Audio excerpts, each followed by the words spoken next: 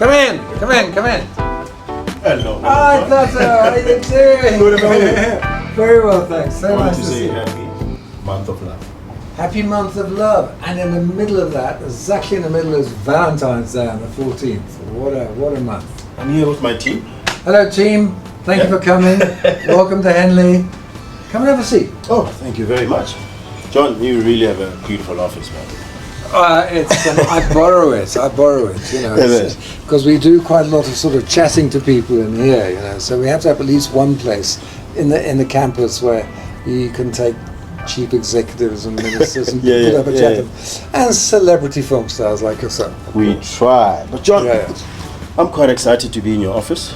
Something really spoke to me as I walked in was be kind. What is this about? Well, this is actually from Rabbi Masinta, who has developed this idea of being kind, obviously, and he's really working on this. Also with a very good friend of mine, probably a friend of yours, Jon Foster-Pedley. Oh yes. And John and Rabbi Masinta are driving this kindness program. They want to have a kindness institute where we start thinking what kindness means. And people think kindness is always such a soft thing, but really kindness is hard to manage. To be truly kind to people, sometimes you've got to be very authentic. You've got to help people falling off cliffs. Sometimes you've got to be tough to be kind. So try to be kind, but don't think that's an easy thing to do, because it really isn't. And the other thing he got, which was fascinating, is called his ARC. Acts of Random Kindness. So this is a little yellow arc. It's obviously a sort of biblical thing, and you fill it with money, and then when it's full of money, you give this to somebody you meet who needs a bit of money, and they keep it. There you are. So it's rather nice. At the moment it's embarrassingly empty, so I'm going to sell it. And we don't carry coins anymore, do we? No, we don't. So we can't do crypto with that. We can't do a credit card, but that's probably what we need. Yeah? No, for sure. Now, John, it's Valentine's month.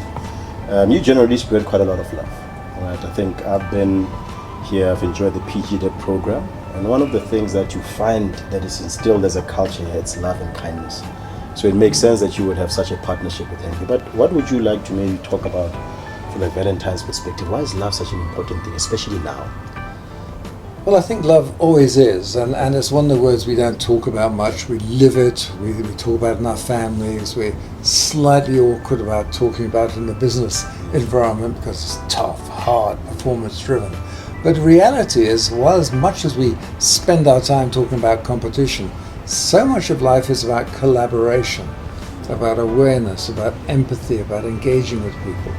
And I always say to people that Henley isn't a family. People say it's a family. No, families are very, very different. You do things for nothing for your families. You can never get out of your family. We like people to come to Henley, grow, perform, and sometimes leave Henley, or certainly everyone graduates from it. But why does love and kindness matter? I think it matters because it's so hard to do. It matters because it's such an enormous discipline in yourself to do that. But it also matters because we need to get the best out of people. And while you can get the best out of people by being very disciplined and very formulaic and very KPI driven, in reality, when you're doing really complex work that involves working with a lot of other people, you have to have a lot of empathy and time for people. You have to have compassion for what they're like. We all go through different things in our life, you know, and you and I, we have, and people watching and listening to this tape, probably going through the same things in their lives now.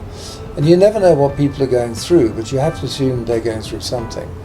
And I think trying to have more compassion and care in the workplace is not to create an alternate family, but to create an environment where you feel safe to do your best work, where you feel inspired to do your best work. And I think there's another thing about caring, of like love and the Valentine's Week, is that you really want people to do well. I mean, imagine you had your brother or your sister in here and you really wanted to give them feedback so that they would get to the next level. It's partly encouraging, but also partly tough. True. So there's really something underlying that is about you want the best for other people, and they want the best for you. And however hard we know that is, and we all fall off that trolley sometimes, and we get annoyed and full of hate, whatever, we have to get back on that and start to create a life that's better. And I think the other thing we all do, and I'm talking a lot, forgive me, but you asked me a question I think is really important to me, is that we really want people to grow and be their best. And if you do that consistently, you've got to challenge yourself day in, day out, because it's all very well trying to be nice and loving, etc. We all know, actually, very quickly you come up with difficult and dark places in yourself that you have to confront and get over. So the whole journey here is a journey of getting bigger in life, doing more with your life, and not giving way to cynicism or pessimism, or which are really bad for you, and really trying to be positive and slightly hopeful or largely hopeful, and do the best with the very difficult hand that most of us are dealt. Very difficult hand, and it really then puts me to drive to this next question about personal mastery. One of the courses that I love doing my PG up here, because it helps people to reflect a bit more deeper. Right? Yes. Why was it such an important thing for you to foresee that for leaders? Because currently a lot of leaders don't even do deep dives about that kind of leadership style. And love, you keep hearing the word toxicity in the workplace. What do we want to achieve from 2025 onwards from a leadership development perspective, utilizing the self-mastery program? Well, I think the self-mastery program is very, very interesting. I watched a Netflix series last night, and it was these Australian young people that are saying, "Oh, I was going to do my MBA, but I did a world trip." And I looked at them and I thought, what do they think an MBA was? Well, they thought an MBA was a lot of courses, it's really going to help your career, and I learn everything about business, and I'm going to conquer the world. But reality is that that's a very narrow slice of what learning about yourself is. If you're going to do well working with other people in businesses and organizations, you've really got to learn about yourself and not be posing, not be pretending all the time that you're somebody you're not.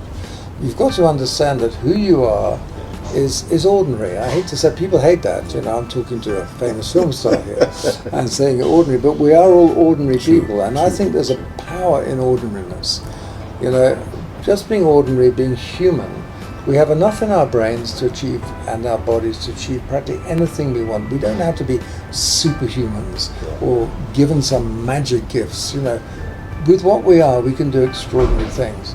And I think a great bit about personal mastery is just settling down a bit and really understanding what we have in ourselves, that this brain we have can do extraordinary things. Our hearts can do extraordinary things. But every time we try and do that, we come up against difficulties and fears.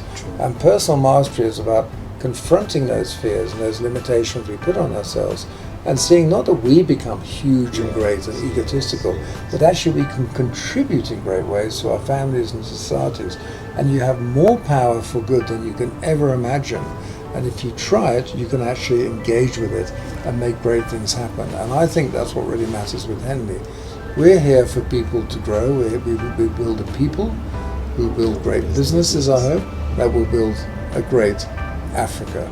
And that will mean that we have a prosperous, thriving place where people have work, they can use their brains, they can use the best of themselves to invent things that are going to do good things for society.